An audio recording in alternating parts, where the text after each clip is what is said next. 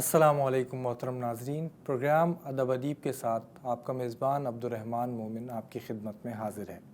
ناظرین، پروگرام ادب ادیب میں آپ کی ملاقات ادیبوں شاعروں سے ہوتی ہے۔ آپ ان کا ادب سنتے ہیں، ان کی شاعری سنتے ہیں اور ان کی زندگی سے متعلق وہ باتیں ہم آپ تک پہنچاتے ہیں جو آپ جاننا چاہتے ہیں۔ آج ہمارے ساتھ جو مہمان شخصیت تشریف فرما ہے، بنیادی طور پر شاعر ہیں۔ آپ کے 4 شعری مجموعے اردو میں شائع ہو چکے ہیں اور اس کے علاوہ پنجابی زبان میں بھی آپ نے ایک شعری مجموعہ شائع کیا جو پسند کیا گیا۔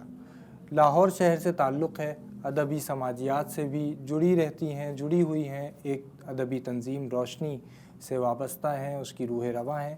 میری مراد ہے محترمہ رخشندہ نوید صاحبہ سے۔ ہم انہیں پروگرام میں خوش آمدید کہتے ہیں۔ السلام علیکم۔ وعلیکم السلام۔ کیسے مزاج ہیں آپ کے؟ میں بخیر، بالکل ٹھیک۔ آپ نے کہا کہ پروگرام کے آغاز سے پہلے ہم بات کر رہے تھے کہ روایتی باتیں نہ کی جائیں۔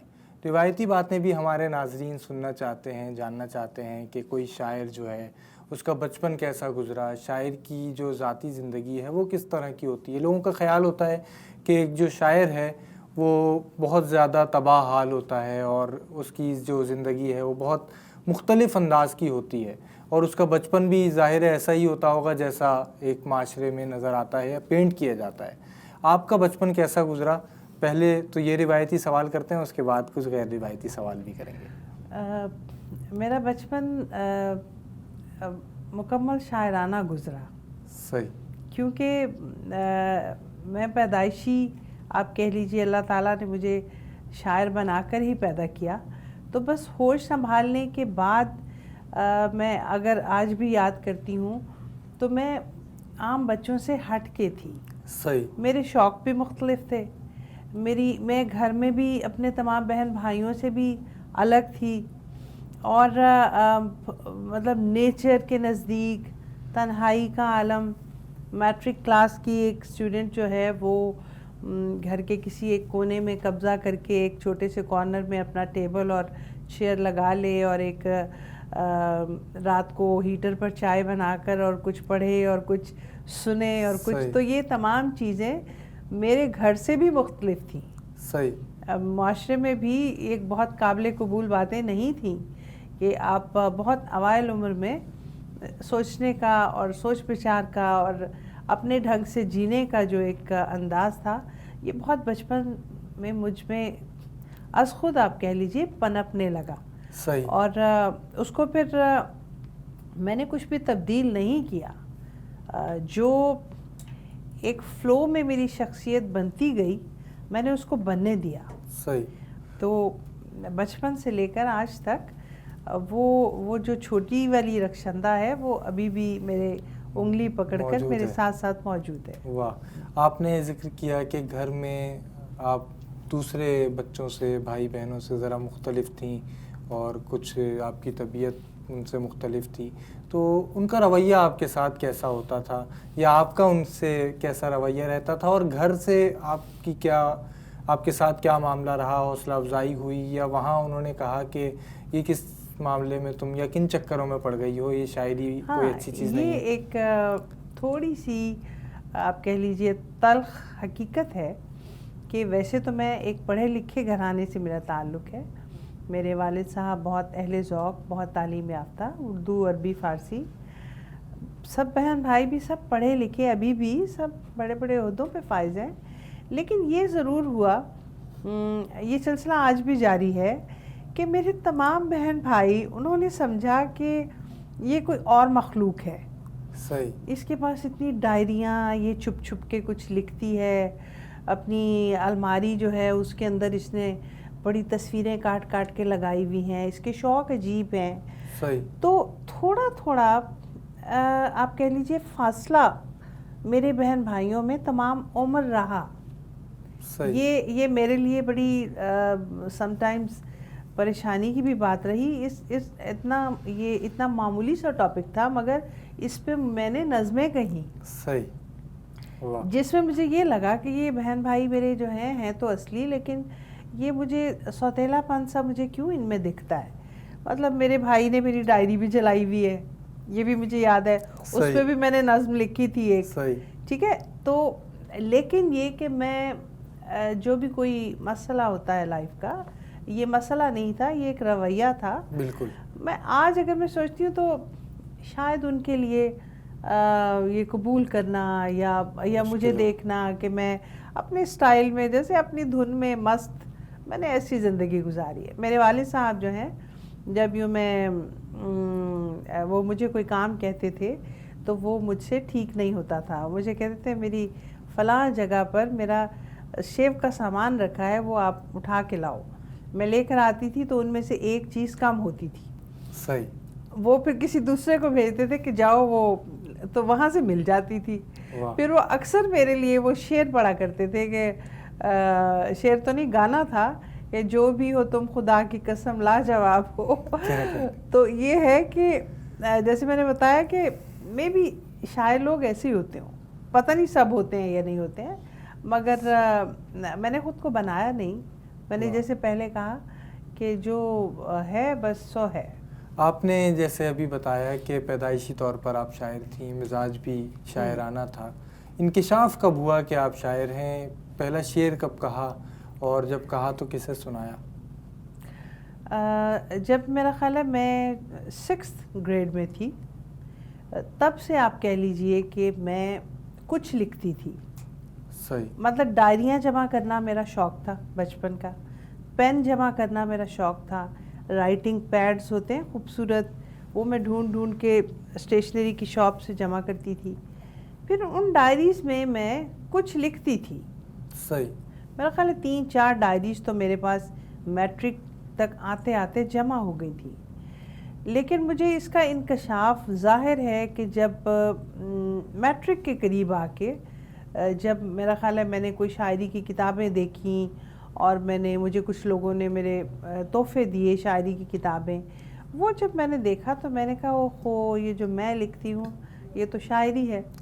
Then I came to know. اور اس کے بعد پھر ظاہر ہے پھر ایک لمبا سفر اصل میں شروع ہوا. صحیح. پھر ظاہر ہے میں نے پڑھا، شاعری پڑھی، میں نے پھر بہت لکھا اور اس کو سنوارا. اس کو پھر میں نے پہلا شعر میرا خیال ہے اسی زمانے میں کسی وقت میں نے لکھا.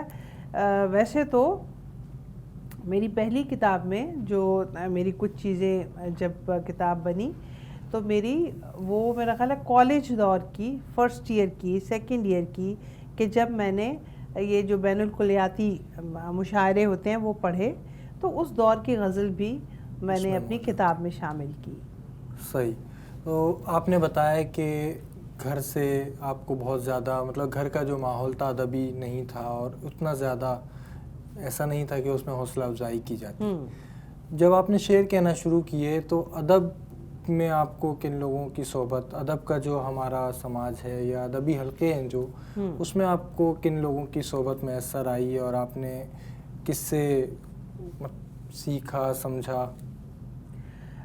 اس زمانے میں سارے ہی بزرگ خواتین اور مرد جتنے بھی تھے، جیسے احمد ندیم قاسمی صاحب تھے، اس میں منیر نیازی صاحب تھے، خالد احمد، نجیب احمد، اہل بیاض، یہ جو ہیں بیاض کے تمام لوگ ہیں، عقیل روبی صاحب تب زندہ تھے، اور امجد صاحب، خورشید رضوی صاحب. مطلب میں یہ سمجھتی ہوں کہ سب اپنے قبیلے کے لوگ تھے اور سب نے میری حوصلہ افزائی کی. اور پہلی کتاب آنے کے بعد پھر میرا خیال ہے مجھ پر زیادہ ذمہ داری آ گئی، کیونکہ اس کو پذیرائی بھی ملی بہت، اس کے انٹرویوز اور ریویوز بہت زیادہ ہوئے، ٹی وی پہ بہت دفعہ مجھے ایز اے گیسٹ بلایا گیا. پھر اس کے بعد پھر آپ کو پتہ ہے پھر آپ زیادہ محتاط ہو کر لکھتے ہیں کہ آپ کی اگلی کتاب آنی ہے. بالکل. ابھی آپ نے ذکر کیا کہ جو ادبی حلقہ تھا جس میں بہت اہم نام آپ نے گنوائے اور بتائے کہ ان سب نے آپ کی حوصلہ افزائی کی. ہمارے ہاں ایک رویہ ادبی سماج میں پایا جاتا ہے کہ کوئی شاعرہ اگر ادبی منظرنامے پر آتی ہے تو اس کا کوئی مجموعہ شائع ہو یا اس کا کلام شائع ہو، مشاعروں میں نظر آنے لگے تو اس کے بارے میں پھر باتیں بھی ہونے لگتی ہیں کہ اس سے کوئی لکھ کر دیتا ہے، یا اس طرح کی جو منفی باتیں ہیں وہ شاعرہ کو سننی بھی پڑتی ہیں. آپ نے بتایا کہ آپ یہ جو ادبی حلقہ تھا اس میں بہت سے لوگوں نے تو حوصلہ افزائی کی، آپ اس رویے کو کس طرح دیکھتی ہیں جس کا میں نے ذکر کیا؟ کسی حد تک اس میں ریالٹی ہے بھی. یہ میرا خیال ہے پچھلے 20-25 برسوں میں یہ چیز یقیناً آغاز پا گئی ہے کہ کچھ مرد بھی ہیں اور خواتین بھی ہیں کہ جو شاعر نہیں ہیں لیکن وہ ایز اے پوئٹ بہت نام کما گئے، بہت مشہور ہو گئے، بہت مشاعرے پڑھ گئے. لیکن یہ افسوسناک ہے، یہ نہیں ہونا چاہیے. میں ایک پہلے بھی پچھلے دنوں بالکل ایسا نہیں ہونا چاہیے. اور جی کچھ گفتگو ہم مزید کریں گے. یہ وقت ہے ایک وقفے کا. ہمارے ساتھ موجود ہیں رخشندہ نوید صاحبہ. کہیں مت جائیے، وقفے سے واپس آتے ہیں اور گفتگو کے سلسلے کو آگے بڑھاتے ہیں.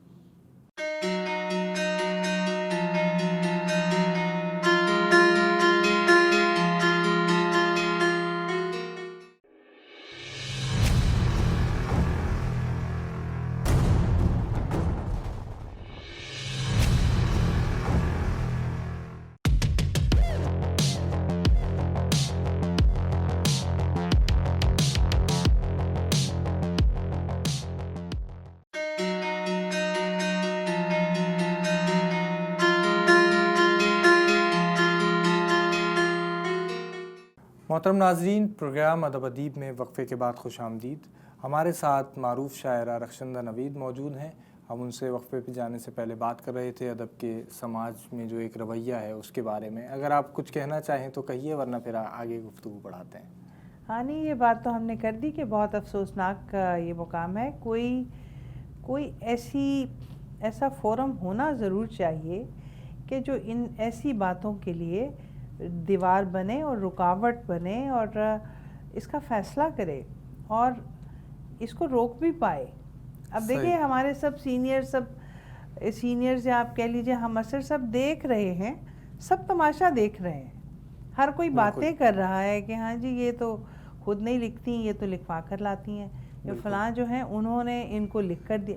لیکن کوئی تو ایسا ایک اتنی آرٹس کاؤنسلز ہیں، کوئی انجمن ترقی ادب ہیں، کوئی اردو کے ادارے ہیں، اکیڈمی آف لیٹرز ہیں. میں یہ سمجھتی ہوں اور یہی ادارے ان کی سرپرستی بھی کرتے ہوئے دکھائی دیتے ہیں. یہی تو میں کہہ رہی ہوں بالکل کہ ان میں سے کسی ایک ادارے کو یہ حق حاصل ہونا چاہیے، یہ اتھارٹی ہونی چاہیے کہ آپ جو خود نہیں لکھتے ان کی پہچان کریں، اور وہ پہچان مشکل نہیں ہے، اور ان کو پروموٹ مت کریں. ان کو کوئی اور نوکری دے دیں، کوئی اور کام دے دے، وہ بھی مشہور ہونے سے قریب ہو، کچھ اور کام دے دے. ٹھیک ہے. آپ نے جب لکھنے کا آغاز کیا تو اس وقت قاسمی صاحب کا پرچہ بھی شائع ہو رہا تھا اور بھی رسائل لاہور سے کئی شائع ہو رہے تھے.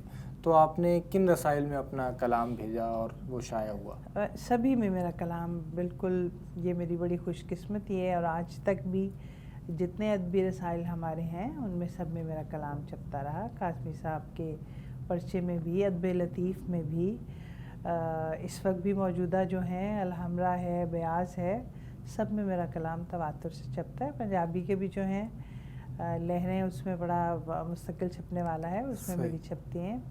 اور اب آ کے میں ذرا سست ہو گئی ہوں تھوڑی، اب میں بھیجتی کم ہوں مگر بہت چھپتی ہیں. رسائل اس وقت شائع ہو رہے ہیں، آپ بتا رہی ہیں کہ اس میں ظاہر کلام بھی شائع ہوتا ہے اور لوگ پڑھتے بھی ہیں، لیکن ہم محسوس یہ کرتے ہیں کہ جس طرح پہلے رسالہ قاری تک پہنچا کرتا تھا یا قاری رسالے تک پہنچتا تھا، وہ سلسلہ اب کچھ کم ہو گیا ہے. رسالے کی جو سرکولیشن ہے وہ بہت محدود ہو گئی ہے. آپ کیا سمجھتی ہیں اس کی کیا وجہ ہے، اور ہم ادب کی طرف عام قاری کو یا ادب پڑھنے والے کو کس طرح لا سکتے ہیں، یا اگر اس کی کوئی صورت تبدیل ہو گئی تو اس نے کتنا اچھا یا کتنا غلط کردار ادا کیا؟ ایک تو میں آپ کو بالکل مزے کی بات بتاتی ہوں کہ میرے گھر بہت میرے ادبی رسائل آتے تھے جو مستقل، لیکن کچھ 1-2 برس سے میرا جو پوسٹ مین ہے وہ میرے رسائل کہیں راستے میں مجھے نہیں معلوم کیا کرتا ہے. ایک یہ بھی بات ہے، ٹھیک ہے، کہ وہ ہمارے پوسٹ، ایک دن پھر میں 2-3 بار میں ان کے پوسٹ آفس پہنچی، جو میرا پوسٹ آفس ہے ان کے اندر کمرے میں نے ایک سٹور دیکھا جو چھت سے لے کر زمین تک، جس میں کتابیں اور رسائل اور یوں پارسلز یوں پھینکے ہوئے انہوں نے. میرا خیال ہے وہ ردی کر دیتے ہیں کہیں بعد میں یا جو بھی ہے. تو بہت افسوس کی بات جی. ہے. اور میں میرے ذہن میں آیا کہیں بہت اہل ذوق تو نہیں ہے وہ اور اچھا ذوق رکھنے والا تو نہیں ہے کہ میں نے اس رسالہ کو پڑھ بولا, رہا ہے. میں نے کہا تم یہ بتاؤ کیا تم خود پڑھتے ہو اس لیے یہ مجھے نہیں مل رہا, لیکن وہ آئیں بائیں شائیں اس نے کی اور وہ سستی آئی مین کام چوری یا جو بھی. لیکن یہ ہے کہ اس کے علاوہ یہ ہے کہ یہ تمام جو ہے یہ کام جو ہے یہ ہے آپ اہل دل کا کام ہے. بالکل. کچھ رسائل تو بند ہو گئے, ان کے سرپرست دنیا میں نہیں رہے, کچھ قائم بھی ہیں تو وہ معاشی حالات جو ہیں وہ چونکہ بہت مشکل پیش آتی ہے ان کو کوئی آپ کہہ لیجئے یہ کوئی جیسے ٹی وی کا ڈرامہ ہے ایک بہت کمرشل ہے, بہت مشہور ہے, اس کو تو ایڈ ملتے ہیں, لیکن ادبی رسالے کو کوئی ایڈ دینے پہ کوئی تیار نہیں ہوتا اور حکومت کی طرف سے بھی کہیں سے کوئی سرپرستی نہیں ہے.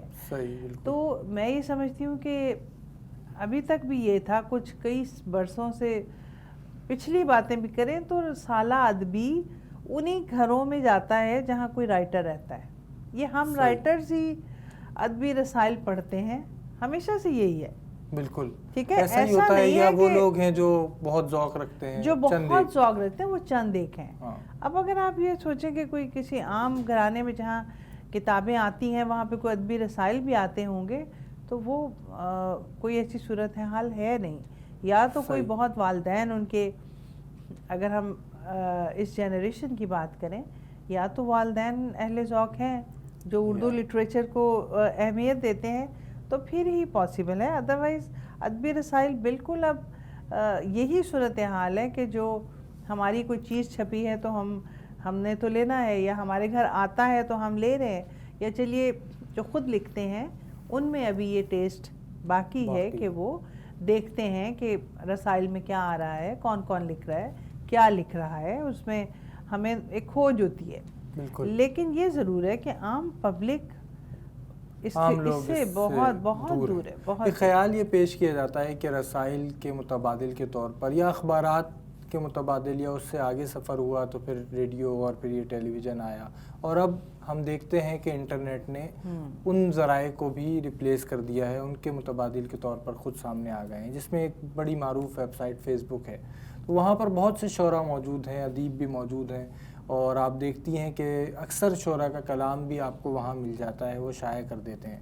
تو وہاں تو بہت سارے ایسے لوگ ہیں جو ان کا کلام پڑھتے بھی ہیں اور اس پر رائے بھی دیتے ہیں.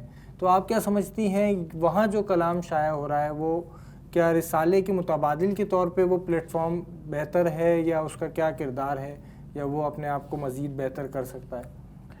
ہاں یہ تو ہے. دیکھیے ہم اب جس دور میں ہم جی رہے ہیں, ہم ظاہر ہے اس کے ساتھ ساتھ چل رہے ہیں. تو فیس بک ہے تو میں اس کی اہمیت سے انکار میں نہیں کرتی, اس لیے کہ ایک ادبی رسالہ اگر 500 کی تعداد میں چھپتا ہے تو یہ یہاں تو لاکھوں کی تعداد ہے فیس بک میں, اور صرف ایک ملک نہیں بلکہ پوری دنیا میں ہے.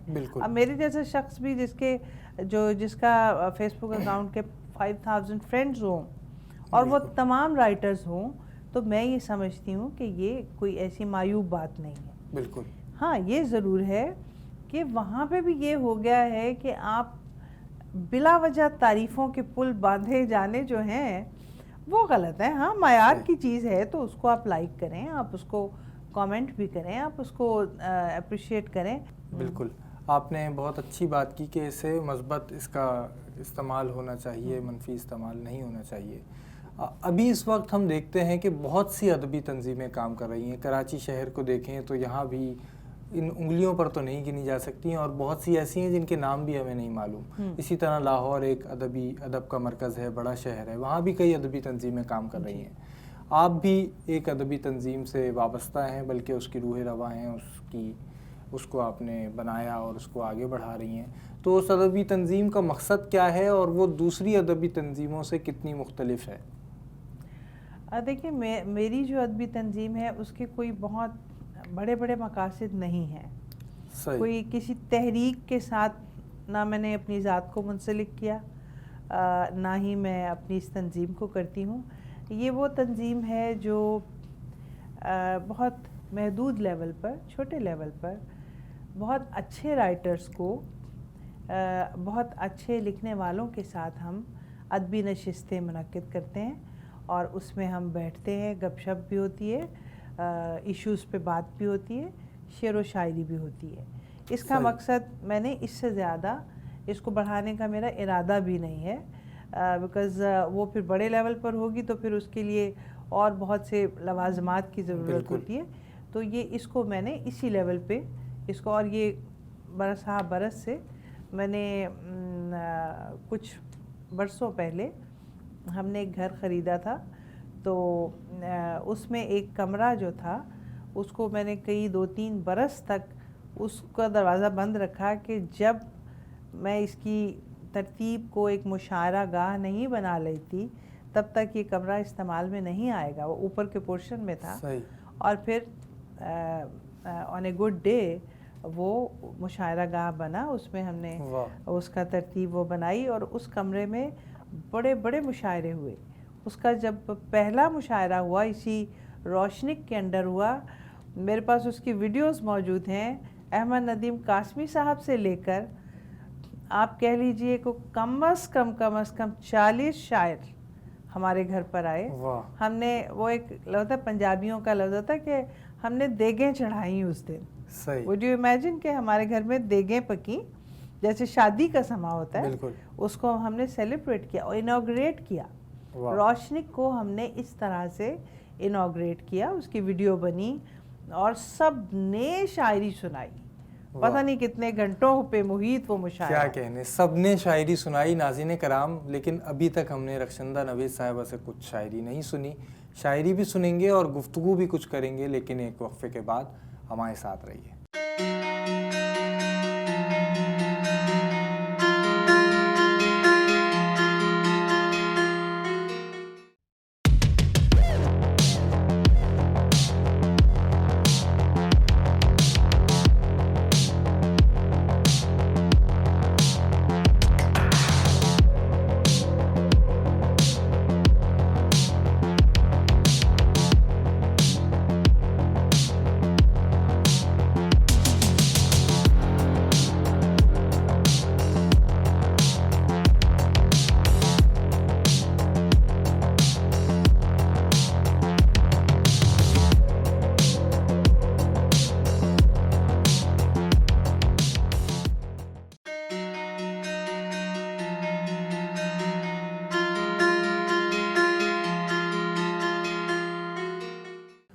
محترم ناظرین، پروگرام ادب ادیب میں وقفے کے بعد خوش آمدید۔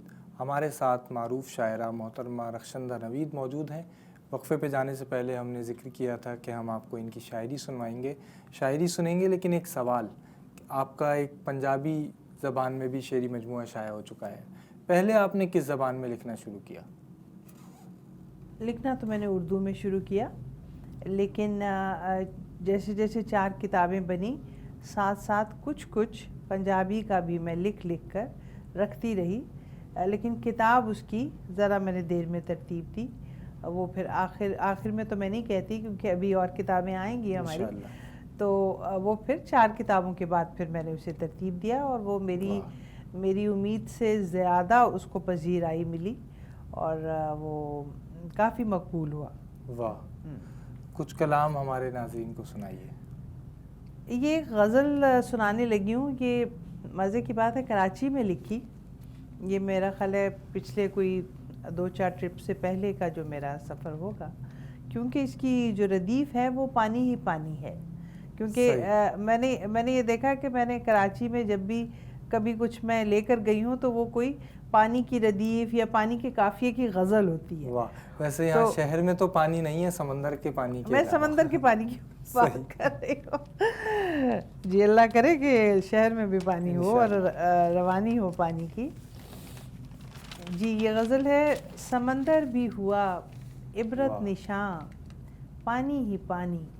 کیا کہنے، سمندر بھی ہوا عبرت نشاں، پانی ہی پانی، میرے چاروں طرف ہے علماں، پانی ہی پانی، میرے چاروں طرف ہے علماں، پانی ہی پانی، اور عجب دنیا ہے اس کو فکر دنیا ہی نہیں ہے۔ کیا اچھا مصرع ہے، واہ عجب واہ واہ دنیا واہ۔ ہے اس کو کیا کہہ رہے فکر دنیا ہی نہیں ہے، فقط دیکھا ہے تو گریا کنا کیا پانی ہی کیا پانی، کہنے، واہ واہ واہ، فقط دیکھا واہ ہے واہ واہ تو واہ۔ گریا کنا پانی ہی پانی، کیا کہنے، اور نگاہ نم سے اس نسبت بھی رشتہ جوڑے رکھا، واہ، نگاہ نم سے اس اس نسبت بھی رشتہ جوڑے رکھا، کہ میں ہوں ایک صحرا اور وہاں کیا پانی کہنے، ہی کیا پانی، کہنے، واہ، نگاہ نم سے اس نسبت بھی رشتہ جوڑے رکھا،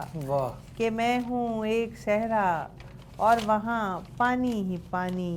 واہ، اور شعر عرض ہے کہ تمہارے ساتھ جس دم تن بدن بارش میں بھیگا، کیا کہنے، تمہارے ساتھ جس دم تن بدن بارش میں بھیگا، لہو بن کر رگوں میں تھا رواں پانی ہی پانی، کیا کہنے، واہ واہ، تمہارے ساتھ جس دم تن بدن بارش میں بھیگا، واہ واہ واہ، لہو بن کر رگوں میں تھا رواں پانی ہی پانی ہی پانی، اور یہاں سے بچ نکلنے کا کوئی رستہ نہیں ہے، واہ، کنارے اور ان کے درمیان پانی ہی پانی، کیا کہنے، یہاں واہ سے واہ، بچ نکلنے واہ، کا کوئی رستہ نہیں ہے، واہ، کنارے اور ان کے درمیان پانی ہی پانی، واہ، اور سمندر سے حسد کرنے کو اب جی چاہتا ہے، واہ، سمندر سے حسد کرنے کو اب جی چاہتا ہے، ہزاروں سال سے یوں ہی جواں پانی ہی کیا پانی، اچھا شعر ہے، واہ واہ ہزاروں واہ، سال سے واہ، یوں ہی جواں پانی ہی پانی، اور کناروں نے تجھے رخشندہ خود آواز دی ہے، واہ، ہے ناؤ کے مقابل ناتواں پانی ہی پانی، کیا کہنے، سمندر سے حسد کرنے کو اب جی کیا چاہتا کہنے، ہے، واہ واہ واہ، ہزاروں سال سے یوں ہی جواں پانی ہی پانی۔ واہ واہ واہ، کیا کہنے، کوئی نظم بھی ہمارے ناظرین کو سنائیے۔ جی میں، یہ میرا خیال ہے میری شروع کی کتابوں میں شامل ہے، یہ اس لیے بھی میرے لیے اہم ہے کہ جب بھی کوئی مجھ سے ملتا ہے، ملاقات ہوتی ہے، تو سب مجھے پوچھتے ہیں کہ اچھا آپ پوئٹ ہیں، اچھا تو آپ اور کیا کرتی ہیں، صحیح، اچھا آپ اور کہاں ہوتی ہیں، مطلب یہ سوالات جو ہیں بالکل، یہ بڑے نیچرل سوال بے ساختگی سے وہ مجھے پوچھتے ہیں، تو شاید کسی دن ان سے متاثر ہو کر میں نے یہ نظم لکھی، یہ نظم ان پیش کے کرتی جواب ہوں، کشف ذات اس کا نام ہے۔ واہ، زبان خلق یہی پوچھتی ہے ہر لمحہ واہ، کہ شاعری کے سوا اور مشغلہ کیا ہے، واہ، یہی سوال ہر ایک شخص کرتا رہتا ہے کہ روز و شب کے گزرنے کا سلسلہ کیا ہے، واہ، میں پوری اتروں کسی کی نگاہ میں کیسے، میرا ہی آئینہ خود جھوٹ منہ پہ بولے گا، واہ، یہ ذات بھی تو کبھی منعکس نہیں ہوتی، تماشا گاہ میں کب دل بھی زخم کھولے گا، واہ، میں ڈھونڈ ڈھونڈ کے لاؤں وجود کے ٹکڑے، مگر زمانہ میری نبض کیا ٹٹولے گا، واہ، سو ساتوں کے الجھتے ہوئے سوالوں سے، سو ساتوں کے الجھتے ہوئے سوالوں سے، کمال اتنا ہے خود کو بچائے پھرتی ہوں، میں شاعری کے سوا اور کچھ نہیں کرتی، میں اپنی ذات کو کاندھے اٹھائے پھرتی کیا ہوں، اچھا ہے، کیا اچھی، میں شاعری کے سوا اور کچھ نہیں کرتی، میں اپنی ذات کو کاندھے اٹھائے پھرتی، کیا کہنے، کافی طویل آپ نے جواب دیا ہے سب کو، کوئی آپ نے ابھی جیسے بتایا اور ہم جانتے ہیں کہ پنجابی میں بھی آپ نے بہت کہا، تو کچھ پنجابی کا کلام بھی سن لیں، چونکہ ہم نے ابتدا میں گفتگو زیادہ کر لی تو اب کچھ شاعری ہم سن لیں۔ چلیے میں پنجابی کا کلام سنا دیتی ہوں، کیونکہ ہمارے جو دیکھنے اور سننے والے ہیں بہت سے ایسے ہیں جو پنجابی جانتے ہیں، کم از کم سمجھ تو لیتے ہیں۔ جی ضرور، جی ضرور، ایک غزل کے چند اشعار۔ کرن نو حالی گلاں باتاں بڑیاں سن، واہ، کرن نو حالی گلاں باتاں بڑیاں سن، واہ، ਛੇਤੀ ਛੇਤੀ ਲੰਘਦੀਆਂ ਜਾਂਦੀਆਂ ਘੜੀਆਂ ਸਨ, वाह, ਛੇਤੀ ਕਹਿਣਾ। ਛੇਤੀ ਲੰਘਦੀਆਂ ਜਾਂਦੀਆਂ ਘੜੀਆਂ ਸਨ, ਵਾਹ। ਤੇ ਫੇਰ ਵੀ ਮੇਥੋਂ ਰਾਵੀ ਪਾਰ ਨਾ ਹੋ ਸਕਿਆ, वाह, ਫੇਰ ਵੀ ਮੇਥੋਂ ਰਾਵੀ ਪਾਰ ਨਾ ਹੋ ਸਕਿਆ, ਬਾਵਾਂ ਤੇ ਮੈਂ ਤੇਜ਼ ਹਵਾ ਦੀਆਂ ਫੜੀਆਂ ਸਨ, क्या कहने। ਬਾਵਾਂ वाह, ਤੇ ਮੈਂ ਤੇਜ਼ ਹਵਾ ਦੀਆਂ ਵਾਹ। ਫੜੀਆਂ ਸਨ, ਫੇਰ ਵੀ ਮੇਥੋਂ ਰਾਵੀ ਪਾਰ ਨਾ ਹੋ ਸਕਿਆ। क्या कहने। ਔਰ ਸ਼ੇਰ ਅਰਜ਼ ਹੈ ਕਿ ਕੀ ਕਰਦੀ ਮੈਂ ਚੈਨ ਆਰਾਮ ਦੇ ਨੁਸਖਿਆਂ ਨੂੰ, वाह, ਕੀ ਕਰਦੀ ਮੈਂ ਚੈਨ ਆਰਾਮ ਦੇ ਨੁਸਖਿਆਂ ਨੂੰ, ਮੈਨੂੰ ਨਿੱਕੀਆਂ ਨਿੱਕੀਆਂ ਕੀੜੀਆਂ ਚੜੀਆਂ क्या ਸਨ, कहने। वाह, ਮੈਨੂੰ ਨਿੱਕੀਆਂ ਨਿੱਕੀਆਂ ਕੀੜੀਆਂ ਚੜੀਆਂ ਵਾਹ। ਸਨ। ਔਰ ਸ਼ੇਰ ਅਰਜ਼ ਹੈ ਕਿ ਵੀਜ਼ੇ ਭਾਵੇਂ ਲੱਗ ਵੀ ਜਾਵਨ ਰਕਸ਼ਨ ਦਾ, वाह, ਸ਼ਾਖਾਂ ਤਨ ਦੀਆਂ ਇਸ ਮਿੱਟੀ ਵਿੱਚ ਗੜੀਆਂ ਸਨ, क्या कहने। ਵੀਜ਼ੇ ਵਾਹ। ਭਾਵੇਂ ਲੱਗ ਵੀ क्या ਜਾਵਨ कहने। ਰਕਸ਼ਨ वाह ਦਾ, वाह वाह, ਸ਼ਾਖਾਂ बेशक। ਤਨ ਦੀਆਂ ਵਾਹ। ਇਸ ਮਿੱਟੀ ਵਿੱਚ ਗੜੀਆਂ क्या ਸਨ, कहने। ਕਰਨ ਨੂੰ ਹਾਲੀ ਗੱਲਾਂ ਬਾਤਾਂ ਬੜੀਆਂ ਸਨ, वाह, ਛੇਤੀ ਛੇਤੀ ਲੰਘਦੀਆਂ ਜਾਂਦੀਆਂ ਘੜੀਆਂ ਸਨ। वाह। आपने दोनों ज़बानों में कहा जी। और मजमूए शाये हुए। ज़्यादा मौजू आपको इजहार के लिए किस ज़बान में कहना लगा, या आप ज़्यादा अच्छे से ज़्यादा आसानी से किस ज़बान में कहती हैं। देखिए, ज़ुबानों का तो ये है ना कि ना तो मेरे लिए उर्दू नहीं है, ना पंजाबी नहीं है। पंजाबी बचपन से मैंने सुनी, मेरी जो किताब सब लोग देखते हैं तो वो बहुत हैरान होते हैं कि ये तुमने ये कैसे लिख ली, क्योंकि दिस इज़ अ फैक्ट कि मैं बचपन से बड़े होने तक उर्दू बोली मैंने। सही। मैं मेरे घर में सब, जैसे मैंने बताया ना, थोड़ा सा कुछ फ़र्क रहा तो मुझे उन्होंने अंग्रेज़ी स्कूल में डाला था कि ये छोटी है सही। सबसे घर में, तो मैंने पंजाबी बोली नहीं मगर पंजाबी लिखी मैंने। वाह, कैसे लिखी कि आपको मालूम है आपके जो है जमा होते हैं आपकी डिक्शनरी में, आपकी जो आप सुनते हैं, जो आप देखते हैं। तो बचपन में जो मेरी दादी जो ज़ुबान बोलती थी वो अल्फाज मैंने अपनी पोइट्री में वो आज खुद वो लिखे वो आए गए मुझसे, वो लाशऊरी तौर आए पे आए, नेचुरल बिल्कुल। होकर आए। पंजाबी जब भी मैं लिखती हूँ तो मुझे एक रहतल जो होती है ना पंजाब की, वो ज़रूर मुझे लिखते हुए ताज़ा होती है। सही। और फिर जब मैं लिखती हूँ तो वो बड़ी आप कह लीजिए कि बड़ी मकबूल हुई मेरी पंजाबी की शायरी। उसका नाम है किताब का हाली आटा विस्मया नाही।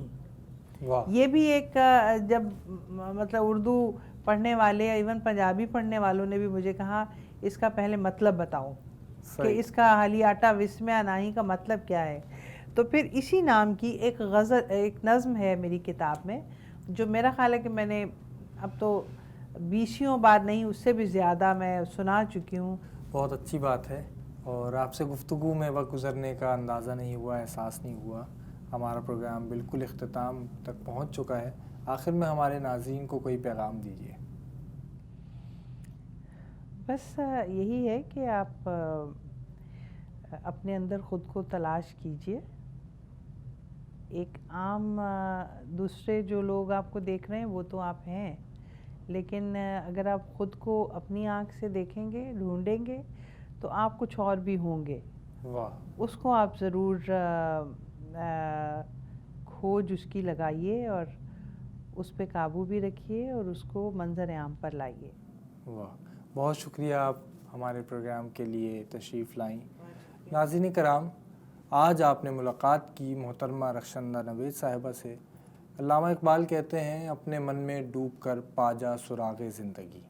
यही बात, यही पैगाम रखशंदा नवेद साहिबा ने भी दिया, और बहुत सी बातें आपने इनकी सुनी, इनकी शायरी सुनी। आपने देखा कि उर्दू और पंजाबी शायरी का मंजरनामा इस वक्त कैसा है, क्या है।